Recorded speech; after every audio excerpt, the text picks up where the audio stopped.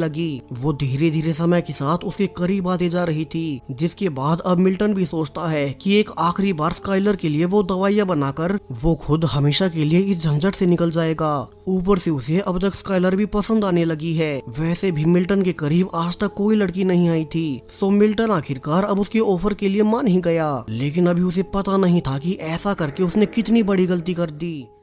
आज मंडे यानी कि सोमवार की रात अचानक से ही फैसिलिटी में एक पुलिस ऑफिसर उन दोनों को छुड़ाने आता है और मिल्टन ये जानकर हैरान रह गया कि ये ऑफिसर रसल असल में स्काइलर का बॉयफ्रेंड था और ये सारा प्लान उसी का था। रसल ही मिल्टन की जानकारी निकालने के बाद उसे एक दिन के लिए अपने लिए दवाइयाँ बनवाना चाहता था। मिल्टन समझ गया कि स्काइलर उसके करीब सिर्फ उसे अपने जाल में फंसाने के लिए आई थी ताकि वो उसका ऑफर मान ले।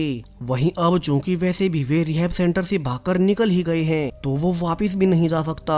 अब रसल, जो कि देखने में काफी ज्यादा साइको लग रहा था, वो उन दोनों को अपनी गाड़ी में बैठाकर एक सुनसान पड़े आइलैंड पर मौजूद एक अबेंडन घर में ले जाता है। उसने बताया कि ये आइलैंड पूरी तरह से खाली पड़ा है, यहाँ बाहर से कभी कोई नहीं आ सकता, सो उन्हें डरने की कोई जरूरत नहीं। अब इस घर के अंदर आने के बाद मिल्टन देखता है कि यहाँ तो अंदर बहुत सारे वेपन्स टंगे हुए थे और सब कुछ देखने में काफी डरावना लग रहा है। तभी मिल्टन की नजर कुछ ऐसे डॉक्यूमेंट्स पर पड़ी जिनमें लिखा गया था कि कैसे इस आइलैंड पर सदियों से बहुत बुरी घटनाएं होती आई हैं। अब रसल ने बताया कि आज रात वे रेस्ट कर सकते हैं, फिर सुबह मिल्टन उनके लिए पूरा दिन वो नशीली दवाइयाँ बना दें, क्योंकि उसे कल शाम तक एक गैंगस्टर से उनका सौदा करने जाना है, जिसके बदले में उसे बहुत से पैसे मिलेंगे और फिर मिल्टन अपने घर जा सकेगा। यहाँ मिल्टन ने नोटिस भी किया कि रसल गन्स और बुलेट्स के पीछे एकदम साइको हो जाता है। उसे अक्सर रशियन रूलेट खेलना पसंद है, जिसमें कि रसल के अनुसार वो कभी नहीं हारा। इसी बीच रसल गलती से एक बुलेट को ऊपर भी फेंक देता है, जो कि जाकर एक झूमर में अटक गई। अब ये बुलेट आगे कहानी में बहुत इंपॉर्टेंट होने वाली है, सो इसे याद रखिएगा।